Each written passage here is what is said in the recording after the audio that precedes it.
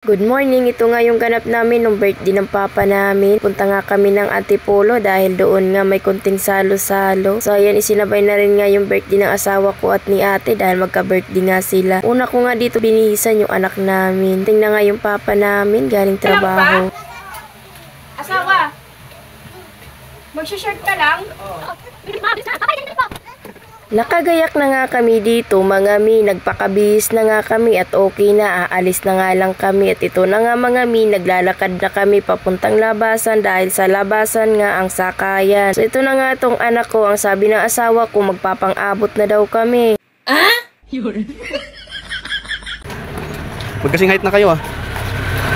Nandito na nga kami sa labasan, nag-aabang na nga kami ng masasakyan. So ito na nga mga mi, papuntang Antipolo nga yung sasakyan namin at nandito na nga kami sa loob ng minibus. Ito nga yung sitwasyon namin dito, standing position dahil nga sa dami ng pasahero. Nandito na nga kami sa bahay nila ate. Ito na nga pagdating namin, ito na nga ginagawa nga nila nanay itong muron. So ito sabi nga sa akin ni mama, i-content ko para may content ako sa araw na to.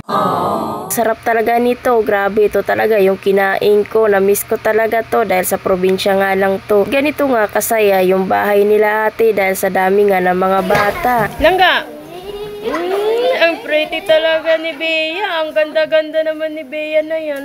Bea, si May! Siyan.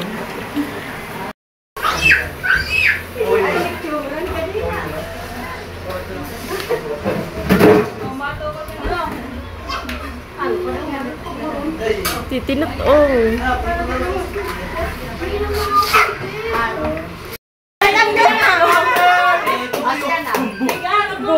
Patay good ba ni mamay kay nakuanan ng video?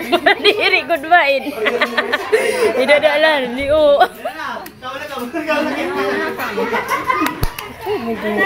Urag man daw nga bata. Urag. Malikot ko. Dili na. Nakakano dito ako. Ano na yun?